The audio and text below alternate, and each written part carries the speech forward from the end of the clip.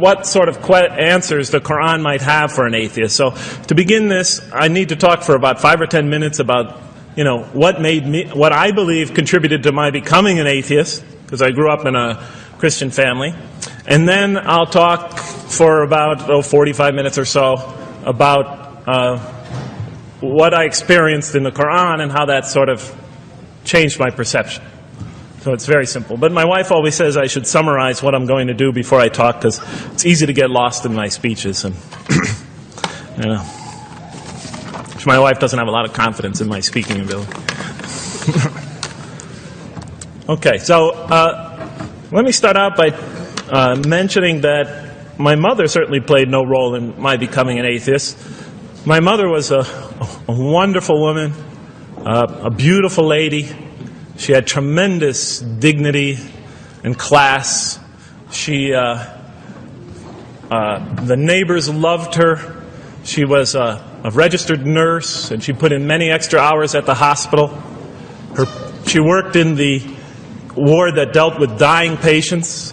And when I would come and pick her up late from work at night, all the patients would, not all the patients, but many of the patients would drag me over and talk to me and tell me what a wonderful woman my mother was. When she died, her funeral was packed, and person after person that came up to me had a story to tell about my mother and her goodness. Time and time again, people described her as, Jeff, your mother is a true saint. She was a deeply religious woman, a great mother, a great teacher, a gentle person. She never cursed. I never heard her curse, swore, ever in her whole life. Never heard her speak to anybody rudely or speak about anyone rudely. She was a tremendous example of a truly religious person. And she didn't wear it on her sleeve. It was just slowly but surely you could see it just in her day-to-day interactions with people. My father, on the other hand, was a difficult man. My father, for some strange reason, had this tremendous rage inside him. I don't know where he got it. He had this terrible violence inside him. And every night he would try to quell that violence with hard drinking. And his drinking, though, only made him all the more volatile. Because my father could be laughing and joking one minute, and he could fly into an angry rampage the next for some unexpected reason. You never know what would trigger it. And once he flew into that angry rampage, it would take, he would just go wild in the house. The house would be in havoc. And he would rage on and on and on, and it would take an awful lot of liquor and several hours before he would finally go to sleep. And this would happen night after night after night. And so my 4 brothers and I was the 4th in line. My 4 brothers and I lived a frightening and precarious childhood. But I'd have to say the worst of it was watching my father regularly taunt and threaten and abuse my mother. And it would happen day in, day in, day in, day out, night in, night out. And it was a never-ending nightmare. You see, it's really not so bad when you're the target of your father's violence. You might think it's bad when a child is the target of their father's violence, but it's really not all that bad. At the moment of attack, you're really not thinking about anything except your own survival. When he's firing punches at you or kicking you on the ground or chasing you throughout the house, or when he's threatening you, I'm going to hurt you, bad boy, you're not thinking about anything at that moment except escape. While all that's going on, you're not thinking about the aftermath or consequences, the psychological repercussions or anything like that. And when it's all over, you might even excuse the onslaught because you figure maybe you somehow deserved it. If not for what you did this time, maybe for something you did in the past. You could always put the blame on yourself. But a far worse fear is the terror that overcomes you when you watch your father go after your mother. Because she's the only source of warmth and kindness, of love and protection that you know. And if he were to take that away, from a little boy's standpoint, then you've lost everything. But far worse than the fear is the guilt. And it comes over you from several directions. First of all, there's the guilt that comes at you upon you from the growing antipathy you have towards your father. Because we're taught to love and respect our parents, and we are born with this natural bonding attachment to them. But when you watch something like this happen night after night after night, and this rage is growing inside you, you're being pulled in opposite directions. Then there's also, of course, the guilt that comes when you think that you might be the cause of this night's violence. Maybe something you said or did that you didn't even realize triggered it. Maybe just your father's dislike of you triggered an argument between your mom and him that is now raging on downstairs. But the worst guilt of all, and it is by far the very worst, is knowing that you did nothing to stop your father from hurting your mother. Because while he raged on against your mother downstairs, you hid in your bed and you trembled underneath the covers. Maybe you whimpered and you cried and you put the pillow on your head. And thus, you traded personal respect for personal safety.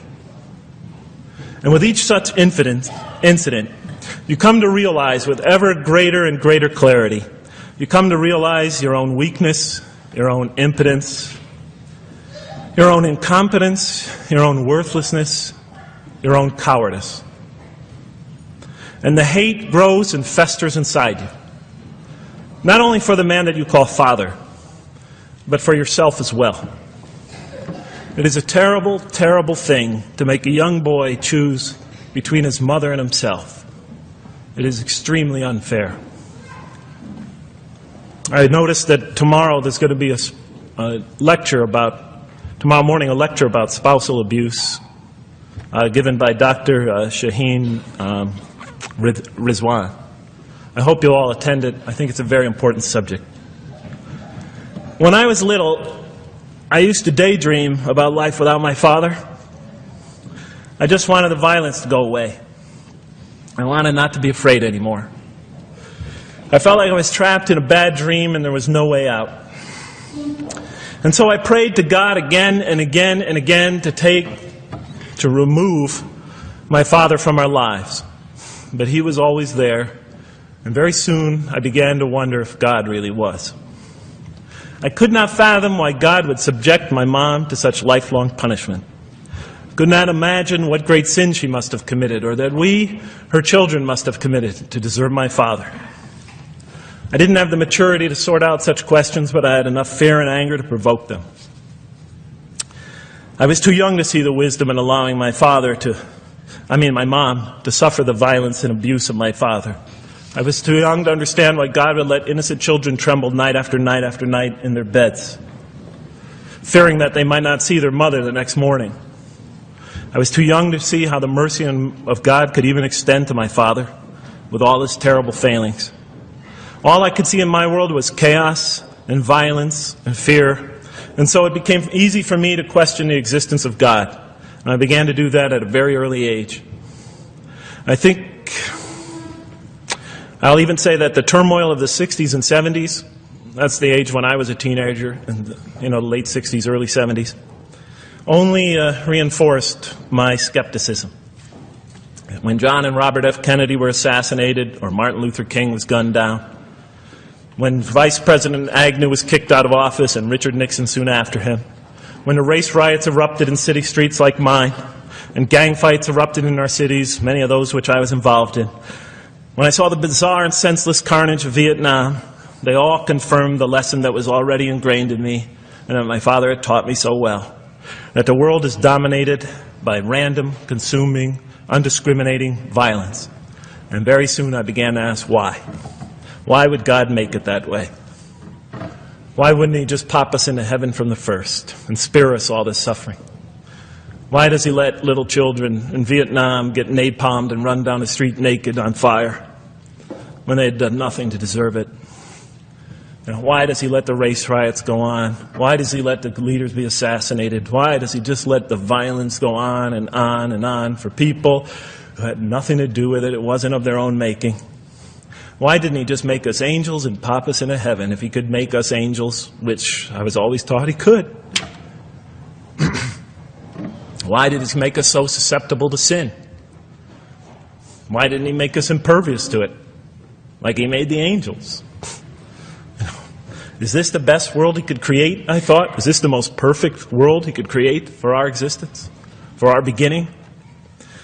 I just couldn't figure it. And all the explanations I received from priests and doctors and lawyers, from whoever, spoke to me or taught me, they just didn't make sense to me. In any case, so I became an atheist when I was 16, even though I was going to Catholic school at the time. Declared myself an atheist in one class. It was a confrontation between me and a priest. We were talking about God and the purpose of life. And I expressed my views, and he said, well, then you don't believe in God. I said, well, I guess I don't. And then through my junior and senior year of high school, I got an F in religion, even though I continued to do very well in the tests. In any case, when I was 28, to make a long story short, some friends of mine gave me a copy of the Quran. And one night I was sitting in Diamond Heights, my apartment in Diamond Heights in San Francisco. I was working that time at the University of San Francisco. I was 27, 28 at that time, I can't remember. And I ran out of stuff to read. And I took this gift that my friends gave me and I began to read it. And I came to the first verse. Well, I opened the Quran, read the first page, then the second, and then very quickly, in the second surah, about 37 verses into the Quran, I came upon the story of mankind. And I have to admit, I read through it very quickly. It was about 9-10 verses long. Story of the first man and woman. And I recognized some of the details. It was similar to what I had learned when I was a child, but I noticed that there was something wrong. It was apparent to me that whoever authored this Quran, of course I wasn't a Muslim at the time, so I didn't have any idea who that was, whoever authored this Quran clearly did not understand the real meaning of the story. Because they had obviously gotten the details confused. They didn't even understand the whole purpose of the story. And so I just read through it once, and then I read through it again, just to try to see what kind of point the author was making, and then I read through it a third time and a fourth, and then I realized this is something strange going on here. I'm going to read this much more carefully. I'm going to need to go through this story line by line, verse by verse, because it's obvious that the author is trying to bring out another point, and I wasn't quite sure what it was, but definitely he packs a lot of meaning into almost every word. And I thought the writer at least seems to have a great measure of brilliance. And so I'll try to sort of take you through what my experience was as quickly as I can. So I came to the 30th verse of the second surah, Surah Al-Baqarah. And it began like this. It said, "Behold, your Lord said to the angels, I am going to place a vicegerent on earth." The Arabic word is khalifa. It means a representative or an emissary of mine. "I am going to place a vicegerent on earth." And they said, the angels said, "Will you place therein one who will spread corruption and shed blood, while we celebrate your praises and glorify your holiness?" And God said, He said, "Truly I know what you do not know." See, that's the verse that hooked me. That's the verse that caught my attention. That's the one that kept on making me read the story again and again and again. Because listen to the way it begins. "Behold, your Lord said to the angels, I am going to place a representative of mine on earth, a vicegerent of mine, an emissary, one who acts on my behalf." I thought, that's not the way it goes. You're not supposed to be placing man on the earth in some positive role, some elective office. You place man on earth as a punishment for his sin. Clearly I knew the author didn't quite get the point. But still, it was an amazing line. But then I come to the next line and it says, "And the angels say, will you place therein one who will spread corruption and shed blood, while we celebrate your praises and glorify you?" I looked at it again. I couldn't believe the question.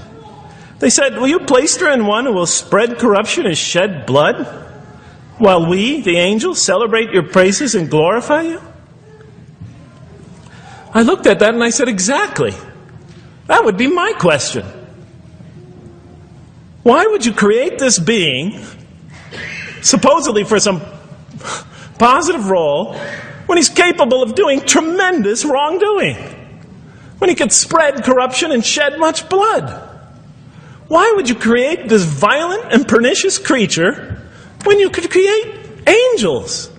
As the angels clearly say, we, the angels, celebrate your praises and glorify you.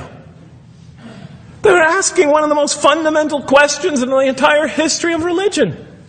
Why create man, this utterly fallible creature, this creature who could rebel against God's will, who could do such tremendous wrongdoing, who could wreak havoc like no other creature on earth, when you can make them angels? And look where the question is being asked. It's being asked in heaven. It's almost like saying, look, why don't you just make them angels and be up here in heaven with us, Why don't you just make him angels, pop him into heaven, he's fine. Why would you put him on earth where he could feel distant from you, where he could work out his worst criminal tendencies, act them out, feeling somehow independent and apart from you and free to do whatever he wants, when you could just make them angels and put them into heaven and make them perfectly submissive to your will? I looked at that question and said, that's my question. I'm not even a single verse into the story of mankind, and there before me I see my question. That whole question, everything that I ever thought, everything that I ever experienced, everything that I ever knew was in that question. It was as if the author took my life and wanted to pick out exactly the right question to humiliate me, to provoke me, to anger me. Why create man, this most destructive and violent creature, when you could make him angels? And then look at the answer. And he said, God said, truly I know what you do not know. In modern parlance we would say, I know exactly what I'm doing. I read that and said, what? You know what you do not know? You know exactly what you're doing? Well, please inform me. Tell me what you're doing. Because, I'm 28 years old and I haven't figured out it yet. And I have a lot of issues that I'm still dealing with that's connected to this question. You can't just get off that easy. You can't just tell me you know exactly what you're doing. Not after what I've been through. Not after you made me this way. And then I realized, of course, I was arguing with a God I didn't even believe in. And that would happen several times as I read through the Quran. And sometimes I would just get into so agitated by what I read, I'd start arguing with this voice that I'm reading before me, that's calling to me. So we turn to the next verse. It turns out that the Quran just doesn't dismiss the question. It starts to answer it a little bit. And in the next verse it says, and God taught Adam the names of all things. And then he placed them before the angels and said, tell me their names if you are right. So this verse is clearly referring to the previous one. But notice what it says. Now, I from my own background, I remember Adam naming things, but it wasn't connected to any answer to any philosophical question. But here, notice what it says. And he taught Adam the names of all things. And I realized already, just from the first verse, you got to read these verses very carefully because it's packed with a lot of symbolism and meaning. And he taught Adam the names of all things. So here we see Adam is not only just a creature who knows how to name things, who's acquiring the gift of language, but he's also a learning creature. God is teaching him. Now right here, right in this verse, and it'll come even clearer in the subsequent verses, that the very first thing that the Quran is going to emphasize here is man's intellect. He is a learning creature. He is taught. And what is he taught? What is one of the great intellectual gifts he's given? In response to the angel's question, the gift of language. Because through language, mankind could not only learn, but he could learn things not only through his own experience, but he could learn things that other people have experienced of times and places that are hundreds, thousands of years and miles separated from him. And so that all our knowledge becomes cumulative. Every generation learning from the generation before it. I'm learning today from authors I read from other sides of the world that may have existed 2,000 years ago. And so we all contribute to our collective learning and knowledge. And so I'll see later in the Quran, when the Quran will emphasize this again and again and again. Like in one verse it says, read in the name of your Lord who created. Created a man out of a tiny creature that clings. Read, it commands the reader. For your Lord is most bountiful. Why is he most bountiful? What great gift did he give you? For he taught man the use of the pen. and through it taught him what he otherwise could not know. And time again, the Quran will call upon man to use his intellectual faculties and swear by his intellectual faculties. And to use them correctly because they play a fundamental role in guiding him to truth.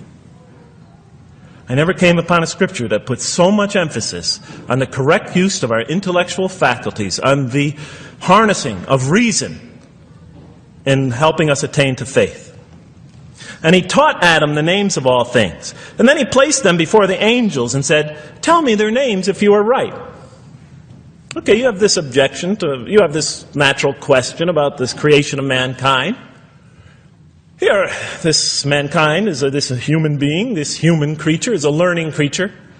He has many intellectual gifts. Here, I'm going to place these things before you. Tell me their names if you are right about man.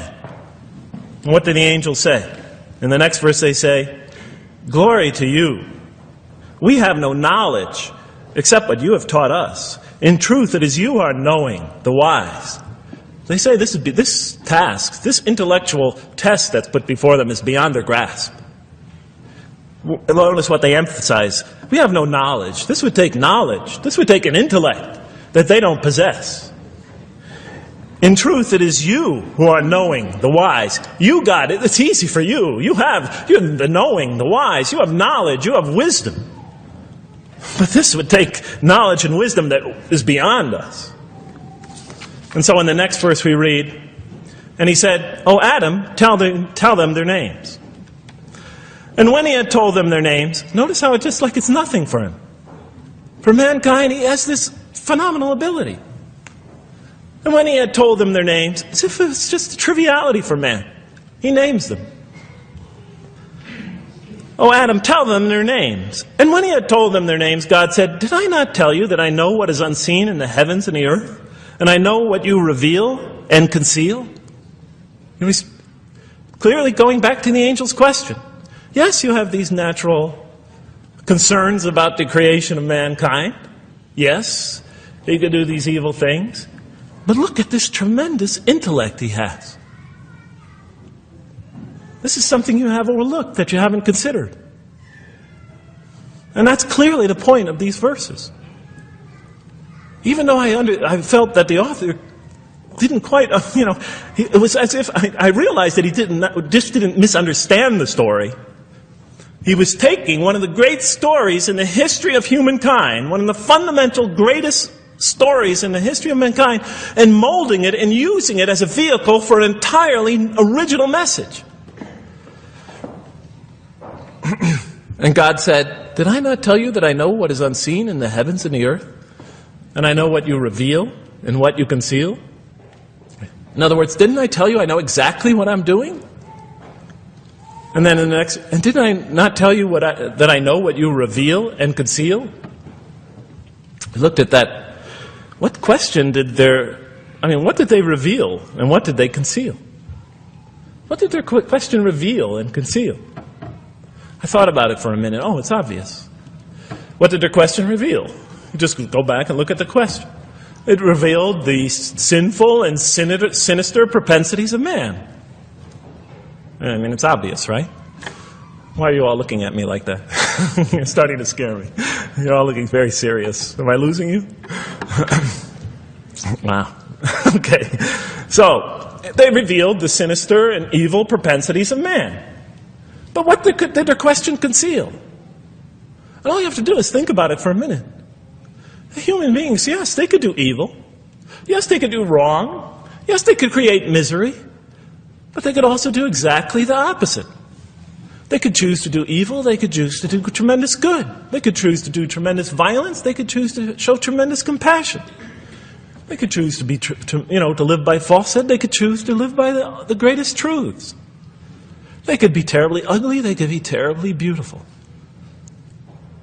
And up until that point in my life, I, like the angels, that only saw one side of the coin. And for the first time when I read that verse, believe it or not, it was an eye-opener for me. I had always been obsessed with the evil potentials of human beings. When I read that verse, I realized that, and I had a great example right in front of me with my own mom, I realized that I had been blinded by only one side of human nature. So we go on to the next verse. And behold, we said to the angels, bow down to Adam, and they bowed down. But not so Iblis. Iblis is like the father of Satan. Satan's, satanic beings, forces, creatures, existences. He refused and was arrogant. He was of those who reject faith.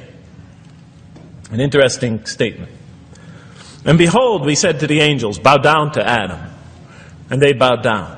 Bowing down could symbolize two things. Bowing down could symbolize the superiority or potential superiority of one being over another. And so they bowed down to them. Bowing down could also mean that they serve that creature in some respect. Of course, the Quran says that all beings serve God. All created beings serve God.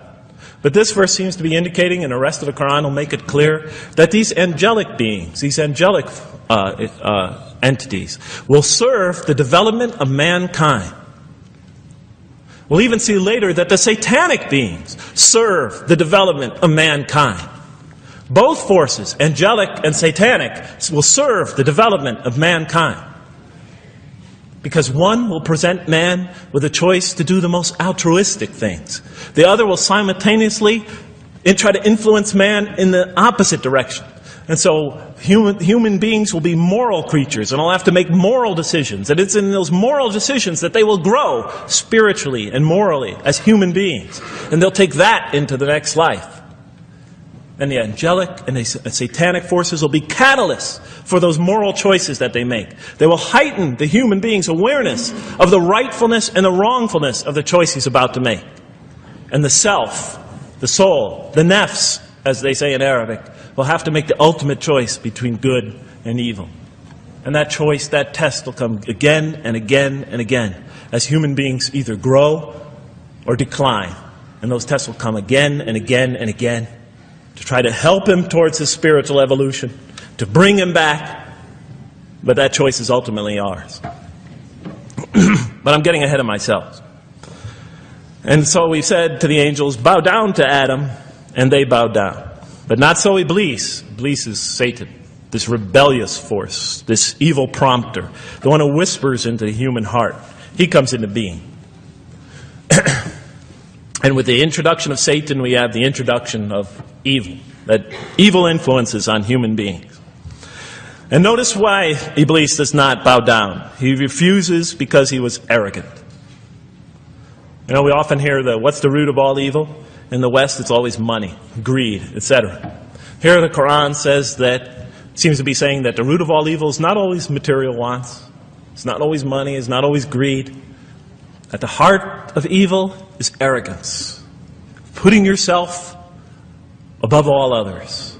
Of assigning to yourself special priority and neglecting the rights of others. Of pride and arrogance and envy. The source of evil.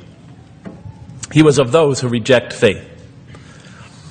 I looked at that verse and I said, okay, I get why you would create angels to sort of influence man in a positive direction. But why in this story now are you introducing Satan? What sort of role was Satan play? And then, of course, you just think about it for a minute and you say, yes. The story is telling us that on one hand, we have these magnanimous urgings come from one direction. On the other hand, we have these satanic urgings coming from another direction. In other words, the Quran is telling us that man is not only a learning creature, but he's a moral creature. He has understanding of right and wrong.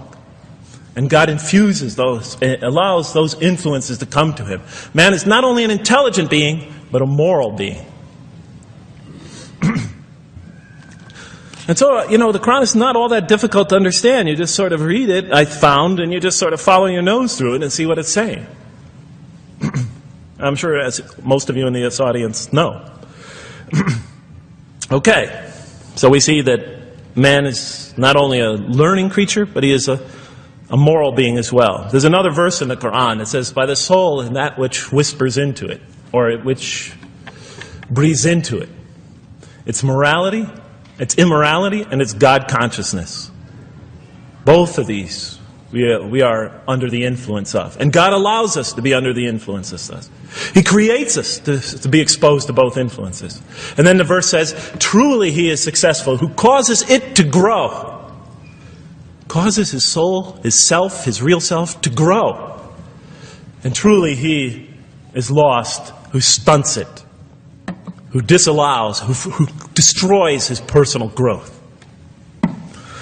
So mankind is not only an intellectual being, but a moral being. And we said in the next verse, O Adam, dwell you and your spouse in the garden, and eat freely thereof what you wish, and eat freely thereof what you wish. But come not near this tree, for then you will be among the wrongdoers. I looked at this verse and I was, starting to wonder if the author was drifting back to the old story again. I was confused. And we said, O Adam, dwell you and your spouse in the garden, and eat freely thereof what you wish, but come not near this tree, for you will be among the wrongdoers.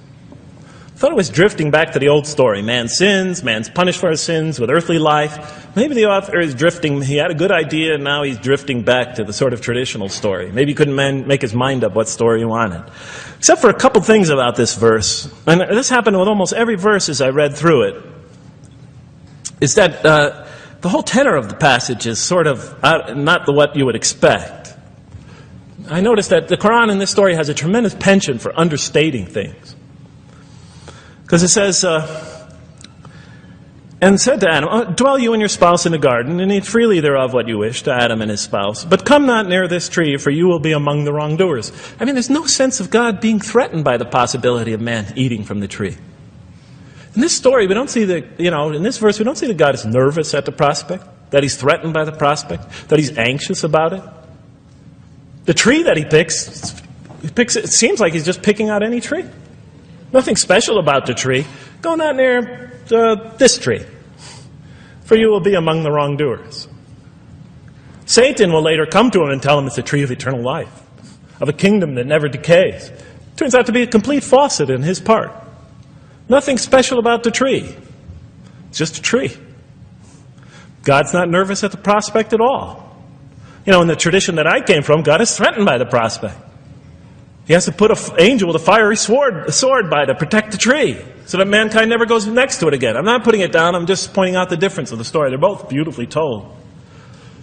But he has to guard the tree. Why? Because if they eat from it, they'll become gods like us. This man, he already has a rebellious nature. Can you imagine if he eats from this tree? Can't let him get near that tree. But here, just, calmly says, but if you do, you will be among the wrongdoers. God is not worried about himself. It's just warning man, making it clear that if you do this, you've committed a wrongful deed. Again, the whole tenor of all these verses that you read through it is God knows exactly what he's doing. Okay, next verse. But Satan caused them to slip and expelled them from the state in which they were. And we said, go you all down, some of you being the enemies of others, and on earth will be your dwelling place and provision for a time. What? I said? I was expecting now the rage, the anger, the violence, the jealousy. That's what I was expecting. Okay, they eat from the tree. Where's the rage, the violence? I'm going to punish you now. You're going to sweat on earth. And you're going to suffer, and you're going to stub your toe, and you're going to work, and you're going to labor. And you're going to die there for what you did. And where is the woman? Right?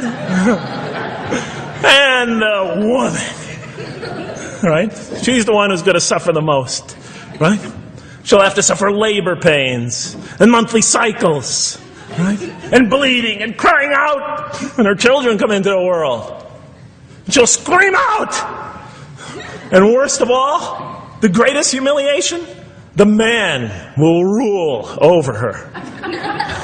When he's obviously her intellectual inferior, because she and the angels she and Satan seduced him, and he just bumbled along and committed a wrong deed.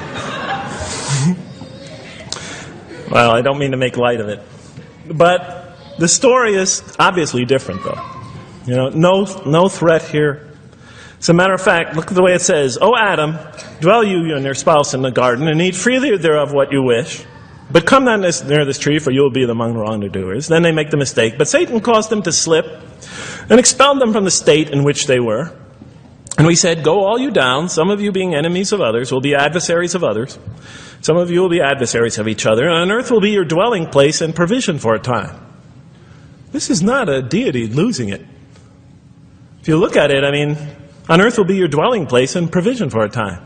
That's not the words of a God that has lost, that is really extremely upset. On earth will be your dwelling place and provision for a time.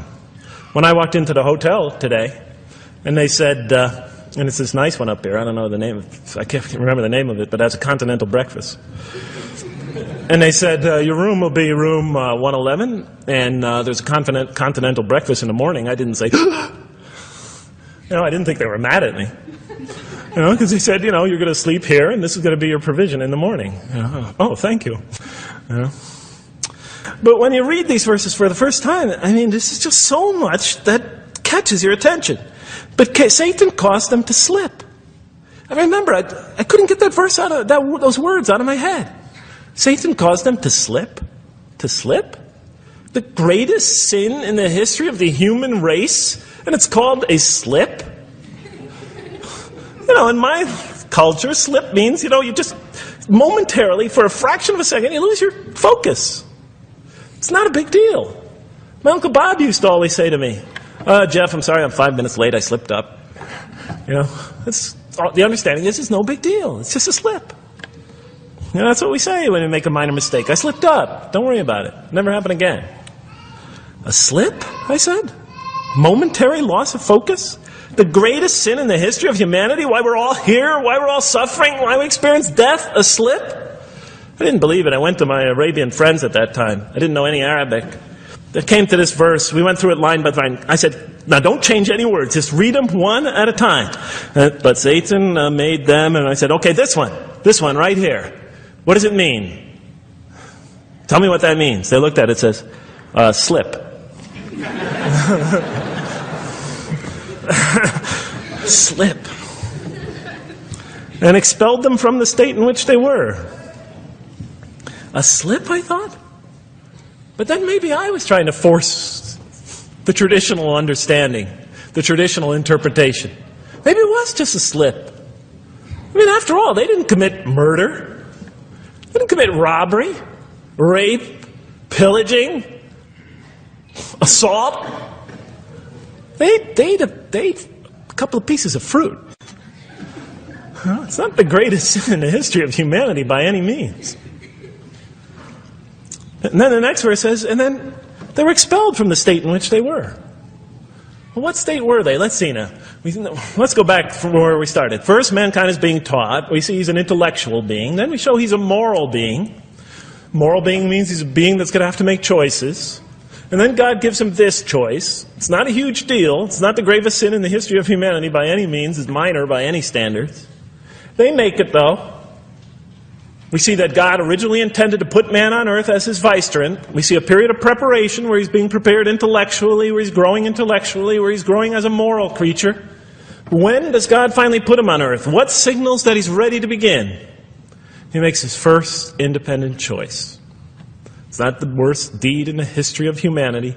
It's minor on anybody's scale, but it shows that mankind is ready to act on his own.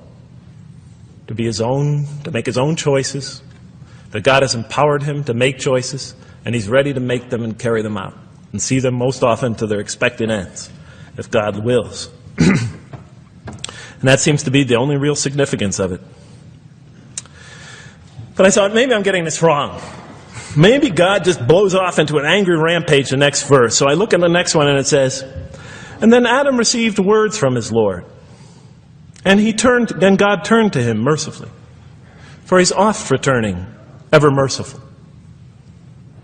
Well, if I had any doubts up till now that God is not enraged by what this has happened, that God hasn't prepared mankind for this choice, for what was eventually going to happen. That all this was preparation for mankind to begin his earthly sojourn in this famous allegory. If I had any doubts before now, I had them, certainly didn't have them after reading this verse. This verse is entirely consoling, reaching and merciful, reaching out to mankind in mercy. Mankind goes to earth. He's obviously afraid. He obviously feels remorse. He's in an unfamiliar environment. And what does God do? He turns to him. He turns to him. In Arabic, the word is has the meaning of like a father turning towards an infant or a child or somebody, or a parent, a mother turning towards her child. And he turns to him mercifully, and for God is oft returning, ever merciful. And Adam receives words from his Lord. What kind of words? Probably words of consolation, words of hope, words tell him not to be scared. And in the next verse we see those are exactly the type of words that Adam receives. He says, go down, Adam and his spouse, go down from this state, all of you together. Repeating that again, just so that we know that this is not a punishment here.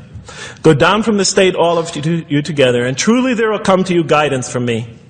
And whoever follows my guidance has nothing to fear, nor shall they grieve. It is an emotional picture. This young couple is here, in fear, and in shame, feeling remorse, and God reaches out to them and turns towards them and tells them, you have nothing to fear, nor shall you grieve.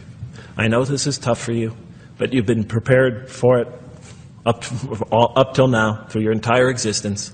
It had to happen. This is a necessary stage in your development, in your growth.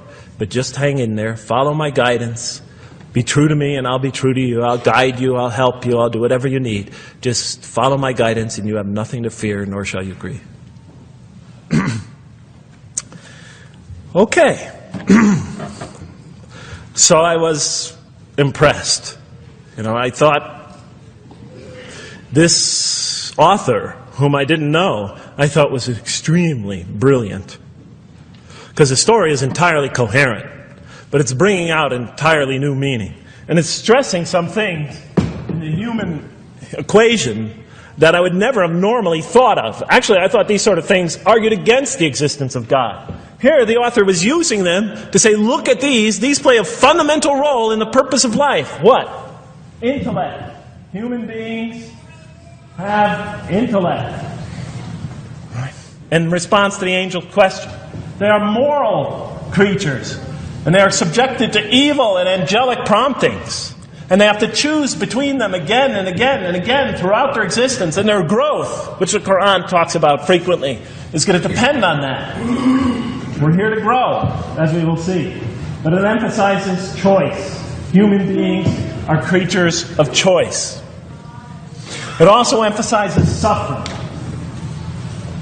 Suffering. Hey, that's pretty nice writing. It also emphasizes suffering. Human beings are going to suffer here on earth. That's the first thing that the story mentions. Spread corruption and shed blood? Havoc, suffering, pain? Yes, these three things play essential roles somehow, the story is saying, in our development on earth, in our very purpose of our development. These are the three things we've always had the most trouble grappling with, all theologies have. Why give us intellect? If it leads us often to challenge in our minds the existence of God, if we can't reconcile the existence of God with our minds, with our reason, why give us choice if we could choose to do wrong? Just make us angels. Why let us suffer so on earth? Just pop us into heaven. And here the Quran is telling that these play essential roles in our attaining of faith. Not only these, of course, it also mentions guidance, God's forgiveness, revelation, etc., angelic forces, satanic temptation. It mentions all these other things as well. But these three essentially really caught my attention. I never expected that these three things would be emphasized. And so as I read through the Quran, I looked, anytime I saw anything that seemed to relate to this, I would write down notes and underline it. And I would walk up and down in San Francisco with my pen as I'm walking, because I like to walk about 7 miles every day, and I'd be underlining. My friends would always say, Jeff, what book are you reading? And I would lie to them, and I'd tell them, oh, it's a great novel or something. I didn't want them to know that I was reading the Quran. I think they thought I was going nuts. But in any case, so very quickly, I was wondering, does the Quran really emphasize reason? Does it really emphasize choice? Does it really emphasize suffering? How much more time do I have, Madam Speaker? 35? 25, okay. I'll do the best I can. So let me just try to indicate to you, as I read through the Quran, and I'll try to get through this quickly because you guys look tired. And I know you're interested to find out how that basketball game is turning out. Let's see, does the Quran really emphasize reason as essential to human growth, to this experience we're having on earth, to our very purpose? And the answer is definitely yes.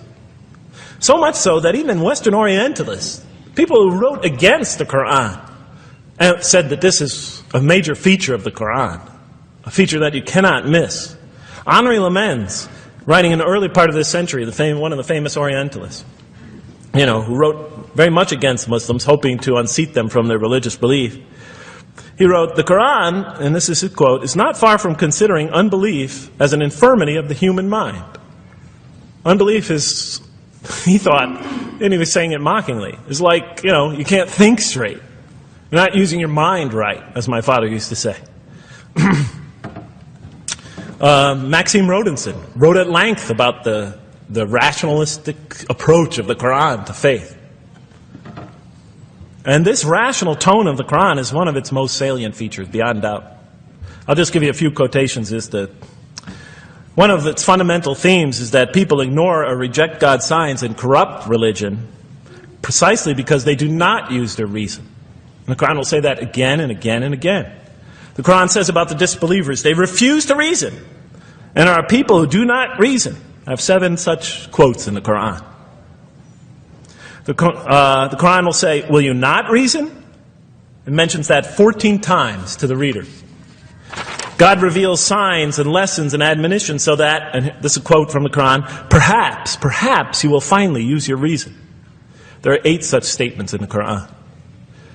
From the Quran's viewpoint, reason and faith are allies, just as illogic and false belief are allies. And it clearly sets the conflict along these lines. It says the right way has henceforth become clear from error. Those who benefit most from the Quran are persons of insight. 16 such statements in the Quran. Firmly rooted in knowledge, 8 such statements. Use their reason, 10 such statements. Stand on clear evidence and proof, 7 such statements. Those who oppose this revelation are deluded, 9 such statements. In manifest error, 28 such statements. Ignorant, 15. Foolish, 3. Have no understanding, 9. Only follow surmise and conjecture, 9. And blindly adhere to tradition, multiple times. So it states that. In an almost Socratic style, the Quran repeatedly quizzes the reader and calls into question his or her assumptions. Again and again it asks us, what do you think? 18 such statements. Have you considered this or that? 13. Did you suppose? 7. Sounds like a math teacher. Do they not ponder? 2 such statements. Do you think? Do you even think? 18 such statements. The message is clear. To gain truer faith, we need to free ourselves from inherited notions and examine our beliefs rationally. Learning plays a key role in human development. Read the Quran, exhorts the reader. For God taught us the use of the pen and taught humankind what it otherwise could not know. In life, nature, and history, in the Quran, there are signs and lessons for those who are wise. There are 21 such statements. The Quran states over 100 times that it has been revealed to make things clear. I thought the author of this Quran must have had a strong mathematical insight, a natural mathematician. All throughout, when I was reading, I was trying to imagine what he must have been like. God teaches humanity both directly and indirectly, and sometimes so subtly that we are unaware of his instruction. Thus he tests us in multifarious ways. Of course, I just want to make it clear, Muslims believe God himself is the author of the Quran. Sometimes I give this speech and people come away and ask me, Jeff, who is the author of the Quran anyway? But I didn't know. So I was just trying to figure it out. Repetition is indicative of the importance given to certain ideas. It should be observed that the Arabic word for knowledge in the Quran, ilm, appears 854 times in the text in its various forms. It's one of the most frequently occurring words. So the Quran really does put great emphasis on reason in our spiritual quest. Does it put great emphasis on choice? Well, here's what it has to say. Let there be no compulsion in religion, The right way is henceforth clear from error. It's a choice, and it must be freely made. And it's a choice between correctness and error, between right and error, between reason and falsity. Had God willed, He could have indeed guided you all, it says in the Quran. I went, why not? I thought. Why not just guide us all? Why let some of us choose to go this way and that way? The Quran was constantly provoking me as I read it. Do not the unbelievers know that had God willed, He could have guided all mankind? Oh, do not the believers know that had God willed, He could have guided all mankind? Okay, I'm an unbeliever, I thought. Tell me, why didn't you guide all mankind? If you want us to be in conformity of your will, just make us that way. And if we had so willed, we could have given every soul its guidance. Why did you let us be creatures of choice? Just program us to do the right thing. Never make a wrong choice. Had God willed, He could have made us all one community. He could have made us clones of one another. But He didn't. It wasn't part of His plan. Enlightenment has come from your Lord. He who sees does so to his own good. He who is blind is so to his own hurt. It's your choice. It says it again and again in the Quran. Remember when I was reading this, I was a disbeliever. And this scripture is constantly reminding me, it's your choice, Jeff. It's no compulsion in this. It's your choice. It's up to you. You're probably not reasoning correctly here. Think a little harder. Come on, try. It's just a few more steps. And whoever is guided is only to his own gain, and whoever is stray, I am only a warner. It's your choice. We have revealed to you the book with the truth for mankind. He who lets himself be guided does so for his own good. He who goes astray, it's to his own hurt. It's his choice. There are many, many such references. I'll stop there. But you get the point. The Quran clearly emphasizes that choice plays a key role in our development. But what about suffering? Suffering's the biggie, right? That's the real major question. What does the Quran have to say about suffering? Because every religion deals with suffering in a different way. It's either something you have to be saved from, and so some religions stress salvation, or it's something that you have to sort of transcend through meditation and training, so you can sort of not feel it so much, get above it and beyond it. Some religions see it as primarily punishment. Some see it as, some of the more ancient religions see it as the result of the precarious and whimsical, control of many gods working against each other, playing with human beings. Different religions have dealt with it in different ways. But almost all of them, I would indeed say all of them, have sort of seen it as something not so good. But let's see what the Quran has to say about it. Something to be avoided, to transcended, to be saved from. The Quran says just the opposite. You are going to experience it. You will suffer in this life. And it plays a fundamental role in your development, in your growth, and in what you are to become. This scripture didn't just say you're going to experience it. It said you should embrace it. You should struggle through it. Your life should be a struggle, it says. It should be a jihad. Yeah. Right? But that's what it says. Jihad means struggle. When the Quran most says jihad, it's very seldom, it's most often not in the context of fighting. Qital is the Arabic word for fighting. But it says even in the Mecca verses, long before Muslims had to defend themselves against their oppressors, it mentions that you have to struggle in the path of God. With the Quran, it even says. Struggle in the path of God with this Quran. Life is a struggle. It says in one verse, most assuredly we will try you with something of danger and hunger and the loss of worldly goods, with the loss of your lives and the fruits of your labor. Most assuredly we will try you. It's not just talking about evil people, good people. But give the good news, the glad tidings. Be happy for those who are patient in adversity and suffering. Good news, I thought? Doesn't the author understand the terrible effects of suffering? Give the good news to those who are patient through adversity, who when calamity befalls them say, truly unto God we belong, and truly unto Him we shall return. In other words, that this could benefit them. It was a remarkable statement. Here's another one. Do you think that you can enter paradise without having the like of those who passed away before you? And the next verses start to explain these people were good people who suffered terribly. Do you think that you can enter paradise without going through the same? Why, I thought? Why do we have to suffer in life? Misfortune and hardship befell them, and so shaken were they that the apostle and the believers with him would exclaim, when will God's help come? These are good people. When will God's help come? Oh, truly, God's help is always near. You will certainly be tried in your possessions and yourselves, the Quran tells the reader. You're going to face hardship. It's guaranteed.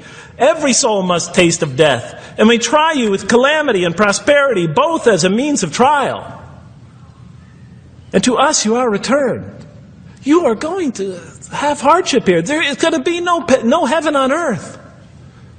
This environment is made to be an environment of adversity. It is made to be an environment where you have to work, where you have to struggle, where you have to strive. And it plays a key role. Oh man, truly you've been toiling to your Lord in painful toil, but you shall meet Him. You're toiling, yes, but you shall meet Him. We certainly created man to face distress. What, I thought? We certainly have created man to face distress. You made us to face distress? Does he think that no one has power over him? Sometimes people get, so down. They just think, this can't be a God. Look how I'm suffering. He will say, I have wasted much wealth.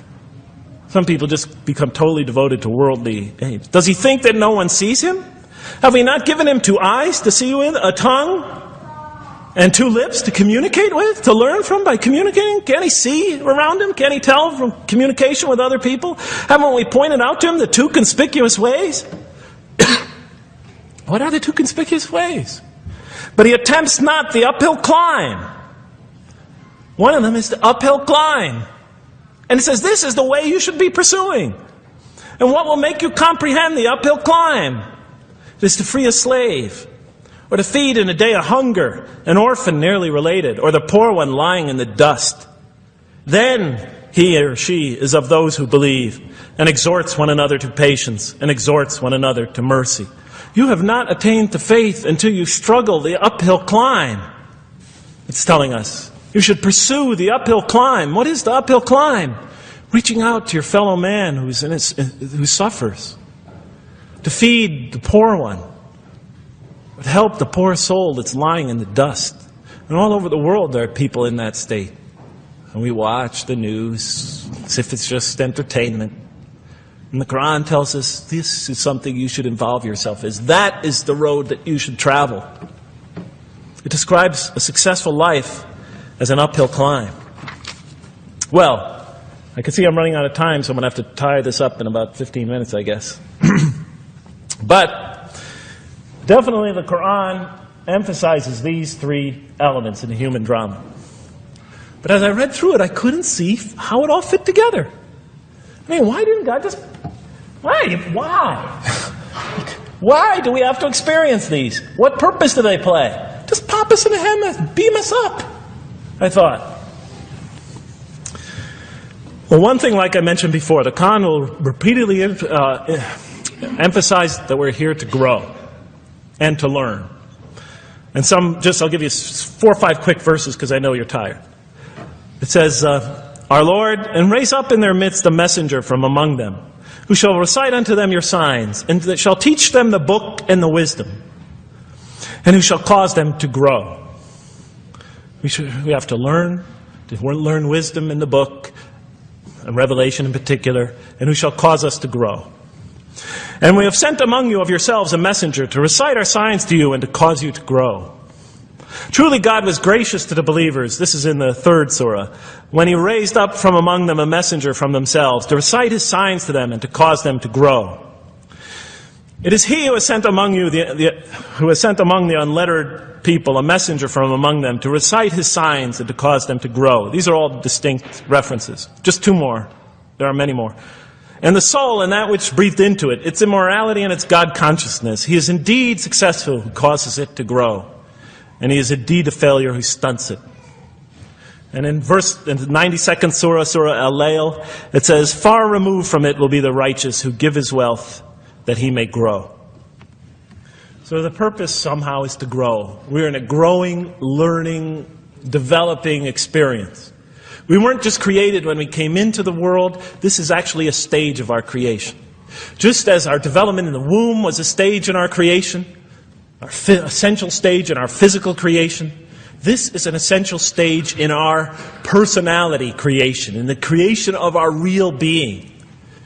That which we take into the next life, our essential selves.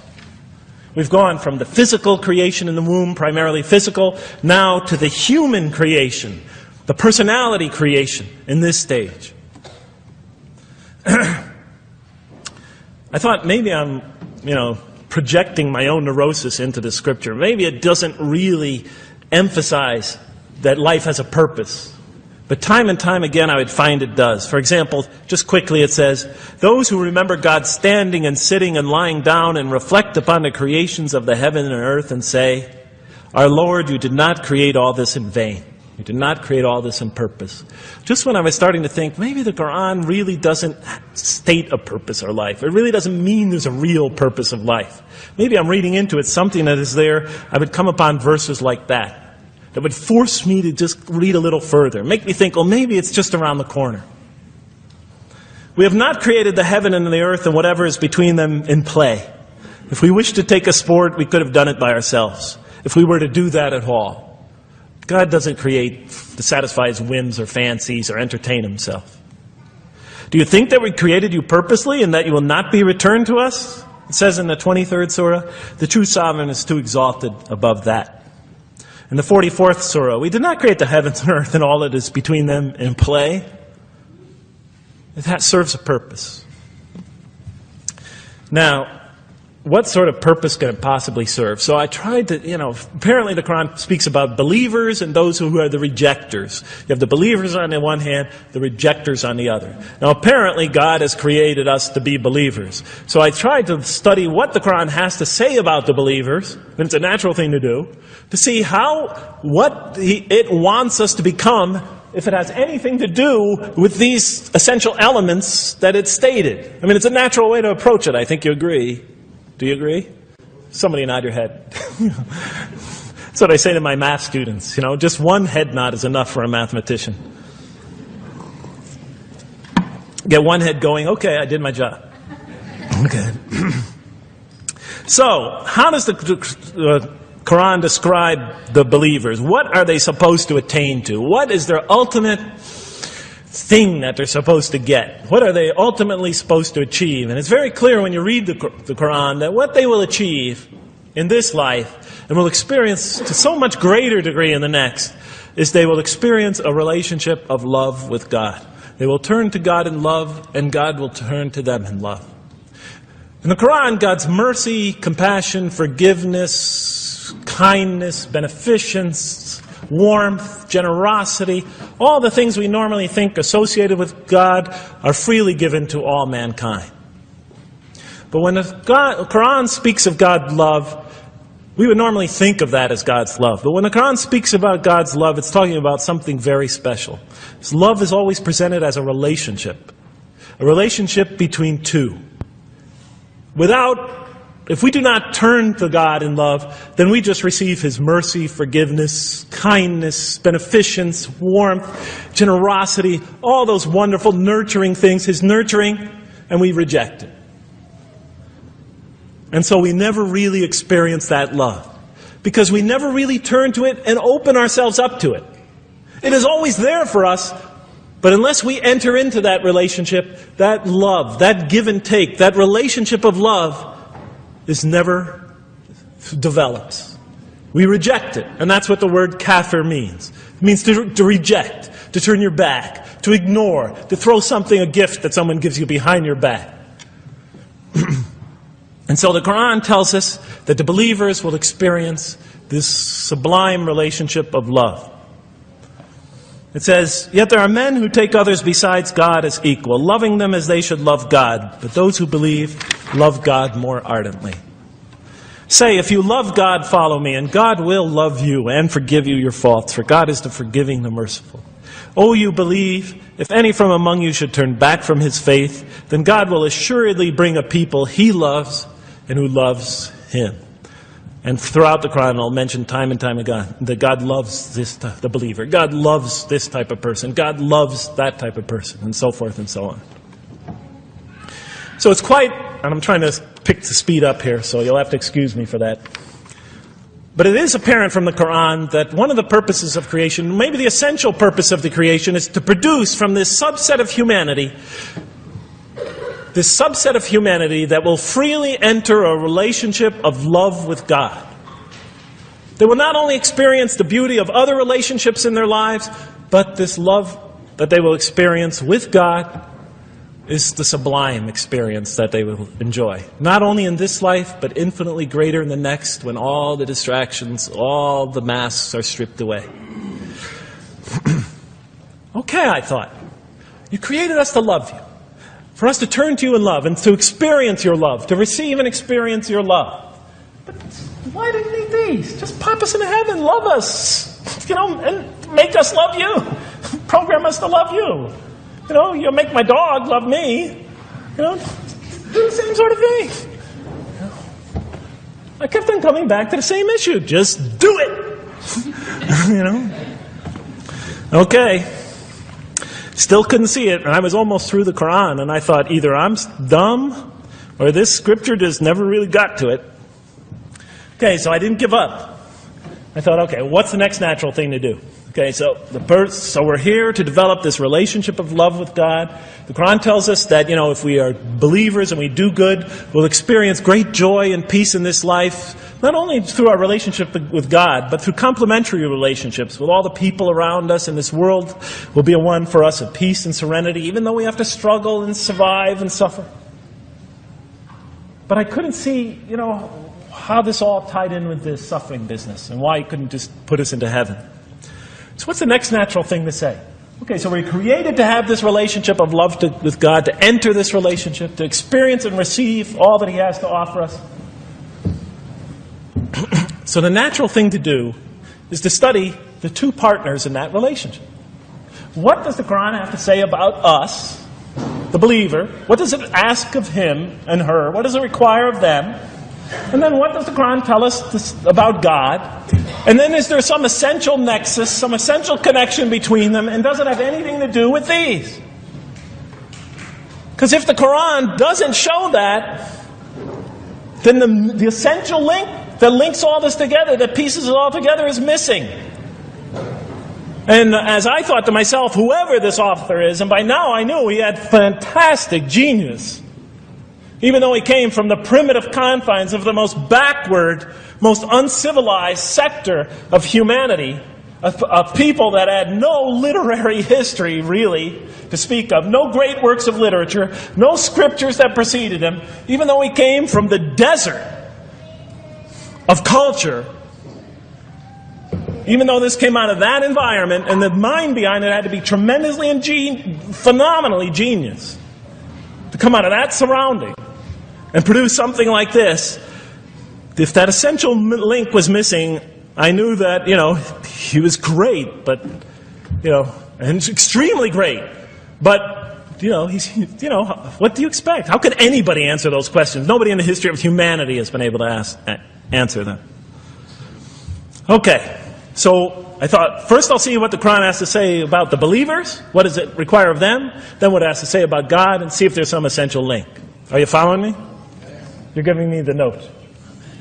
Get off the stage. Okay, I'll do my best. It's a deep subject. We're almost done. Bear with me a few more minutes. I'm sorry, really. I know Siraj Wahaj, when he gives these sort of speeches, he always says, okay, I'm finishing up now. And then 10 minutes later he says, you thought I was telling you to do it? I won't say that, but Just give me a few more minutes. Bear with me. Okay, quickly. What does the Quran ask of the believers?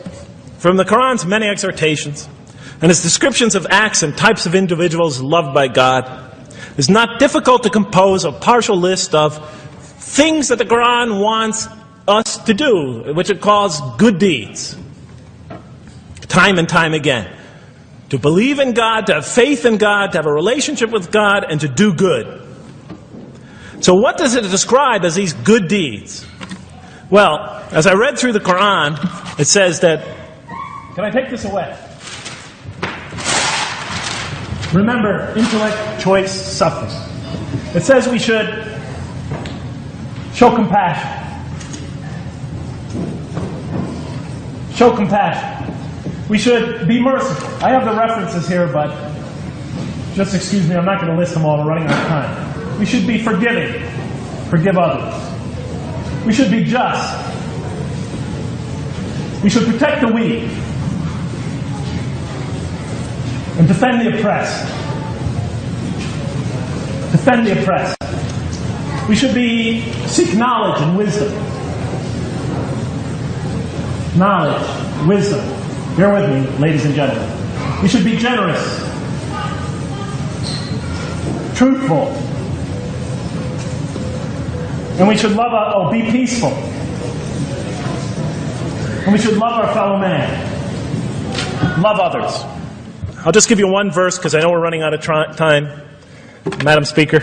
Truly those who believe and do good will the most merciful endow with love. And to this end we have made this scripture easy to understand in your own tongue, so that you might convey a glad tiding to the God-conscious and warn those given to contention. To this end we have made this easy to understand, so that we'll learn to love others. Okay, that's all I'll say about that. I would like to say a lot more, but I don't have time. Now, what does the Quran tell us about God? You have to realize I'm just about through with the Quran here, on my first time reading it. And now I was really caught. I searched my head. What does the Quran tell us about God? It tells us nothing could be compared to Him. That He's outside anything that we may compare to. That our definitions do not encompass Him. That our reason cannot comprehend Him. That He is transcendent and we are finite. That He is immortal. He transcends time and space and we are bound by it. That He is immortal, we are mortal. He is uncorporeal, we are corporeal. That we have no way of comparing ourselves to Him. Nothing could be compared to Him. I thought, oh my God, I'm so close and yet so far. Because I'll never understand the essential link between us and God and why these three things fit into place. Because the Quran tells us that we could never really quite understand God. Or at least that's the way I thought.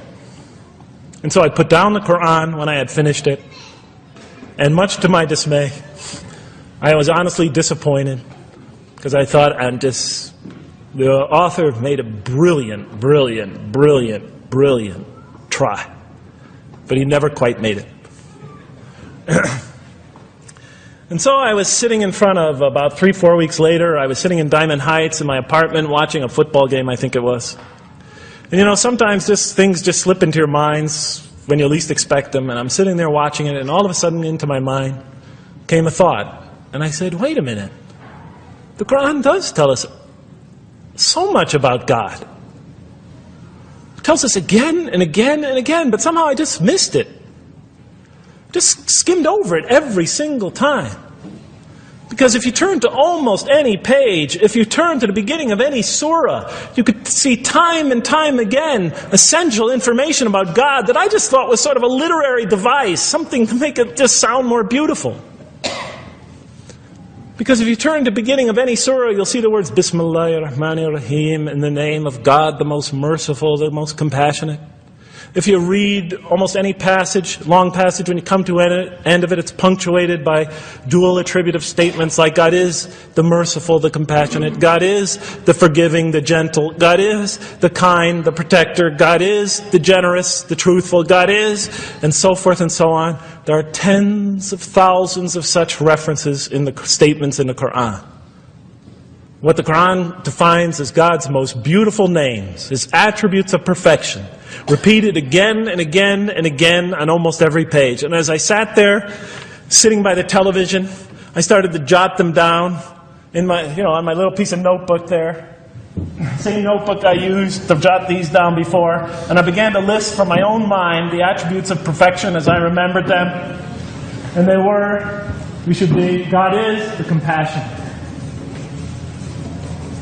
God is the merciful. God is the forgiving. God is the just, the protector, the defender of the oppressed and the weak, the knowing, the wise, the generous, the kind, the truthful, the loving, the peaceful, the source of all peace, the truth, and so forth and so on.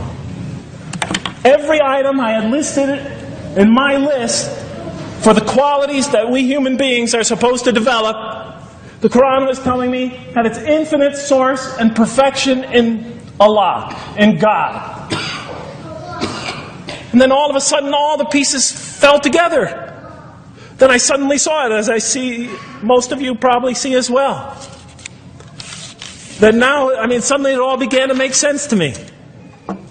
In what way do I say that? Well, it was now obvious why we had to develop these qualities. It was now obvious how these things on the floor here fell into place. And I'll just say it clearly. We're here to develop a relationship with God, to become closer to God. But how can you become closer to God when He's transcendent and you're finite, when He's immortal and you're immortal, vice versa? When He's immortal and you're mortal, when He's unbound, fettered by time and space, and you are, and so forth and so on. How can you become close to that one? If I want to become close to you, I need to have something to share with you, something that we have in common. So, for example, if I want to come close to this young man here physically, I'll approach him, because we both have bodies, and I can position my body closer to him. Physical presence, bodily presence, is something we both share. If I want to become closer to that gentleman back there, if I want to become closer to him intellectually, I'll reason with him so we will have a convergence of minds, because we both possess reason. If I want to become closer to one of my sisters on this side emotionally, I'll try to appeal to their sentiments, because we both share feelings and similar types of experiences that generate those feelings. But how does one become closer to God? What do we share with Him? We share with Him exactly what He gave us. Because the Quran tells us that when we came into this life, He breathes into our spirit something of His Spirit. And that we come into this world with the seed of these very qualities within us. And we could either kill them, stunt them as the Quran says, or cause them to grow.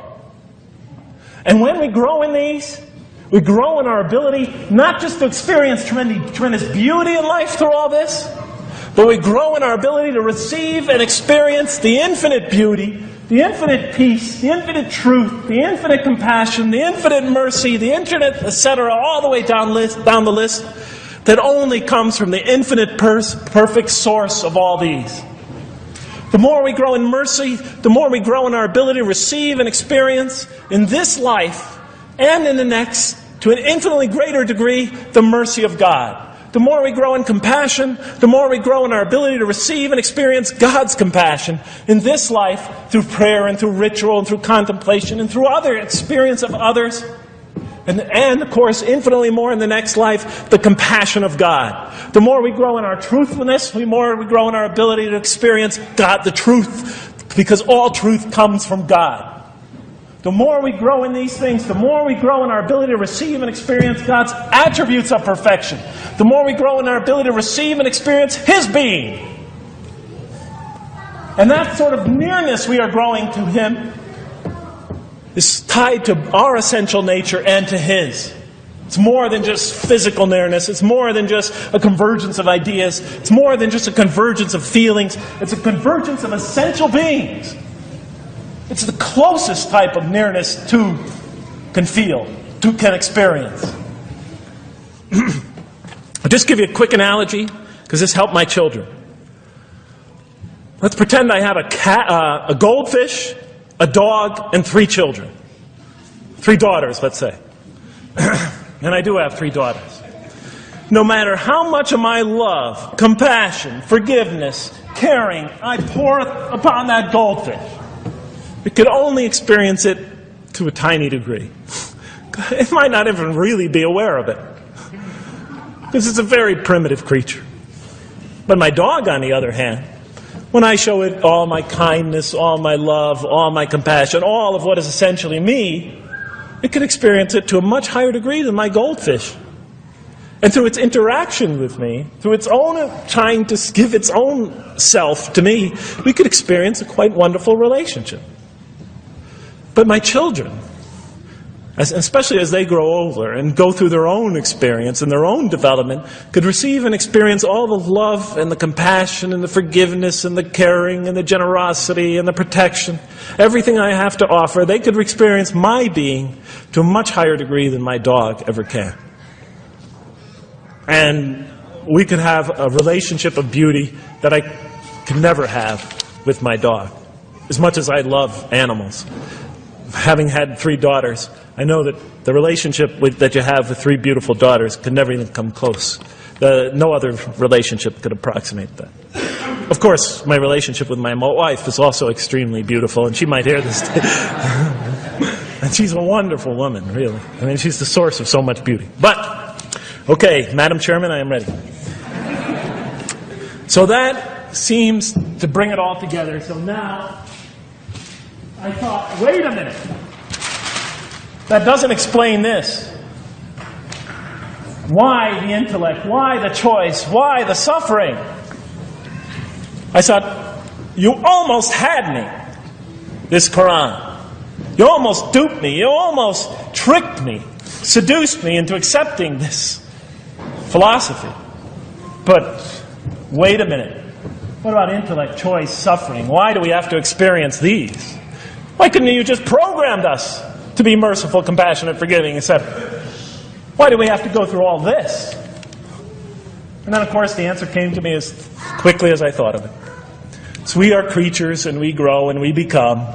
And yes, and you can make us anything you want, but you can't contain any of those attributes I listed without these 3 things. In mathematics, we try, 3 premises that go into, proving a theorem. We try to see if we could take one of them away, and if it's essential.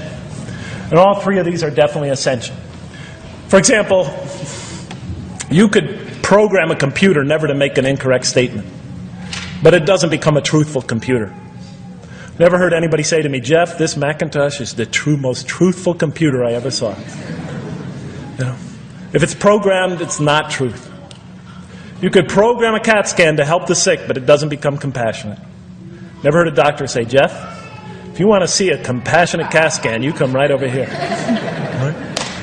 Because all those things, compassion, forgiveness, truth, caring, love, all are born out of choice, suffering, and reason. In order to do a compassionate deed, when we consider reaching out to someone in compassion, that person, first of all, that's inconceivable without the presence of suffering, an environment where there's suffering. And when we decide to help them or not, we reason in our minds, what is this going to require of me? It's going to require some suffering on my part, some of my giving of myself. And without that mental process, it doesn't become a compassionate deed. And if it isn't by choice, it's not a compassionate deed. It's that choice that makes it compassionate. Same thing with truth. Truth is a choice between telling the truth or not telling the truth. Oftentimes we tell it when we're at risk to our own personal loss, the more suffering that might come out of that choice, the greater is the truth behind it. The greater an act of truthfulness. And all the time we have to weigh the consequences of that choice. If I tell the truth here, my teacher's going to give me an F. If I don't tell the truth, I might get an A. We weigh it in our mind. Last example, the famous wedding vow. Do you take this woman to be your wife in sickness and in health, for richer or for poorer, until death do you part? What are they asking us? Do you knowingly make this choice, understanding full well what's at stake here? That it might involve richness but poverty, health or sickness, that suffering's going to be involved until death. Once a young lady told me, you never really loved me. Because when the growing got tough, when things got hard, when we hit rock bottom, when my life fell apart, you just got up and left. And she was right. And she understood full well that that's what love is all about. It is through giving and suffering together and hanging in there with each other and not bailing out and persevering through suffering, making that choice and knowing what you're doing. All those three things are essential. So it's very easy to see why the Quran stresses these. For in order for us to grow in these, I dropped it, we have to have these. And that's why it's very easy to see, ladies and gentlemen, why the Quran, 30 seconds, Madam Chairman, why the Quran talks about sin as self-destruction. The Quran says when we sin, we commit, the Arabic word is dhulm, or zulm, however dialect you have. Dhulm against ourselves. We oppress, we destroy ourselves. Because when we don't grow in these, when we grow in the very opposite of these, we are literally destroying ourselves. When we grow into the things that are antithetical to these, we are destroying our natures and will not allow ourselves to receive and experience the beauty that could be in store for us in this life and the next. It's like coming into this world and developing in the womb none of the physical things you need to experience comfort and joy and peace and happiness on a physical level in this life. It's as if you're coming into this life and you've destroyed yourself physically somehow in the womb, and you came into it and you had nothing to protect you from the cold, from the heat, from the harshness of the elements, from germs, from disease. Nothing to protect you, nothing to satisfy, give you the ability to satisfy your thirst or your hunger, nothing for you to experience any physical comfort. This is all that matters if we go into the next life.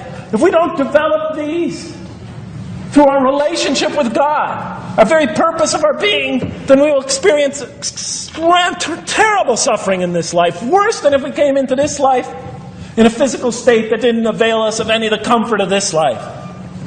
And so it'll be worse than fire. It'll be worse than endless fire. It'll be worse than the worst hell we could possibly imagine.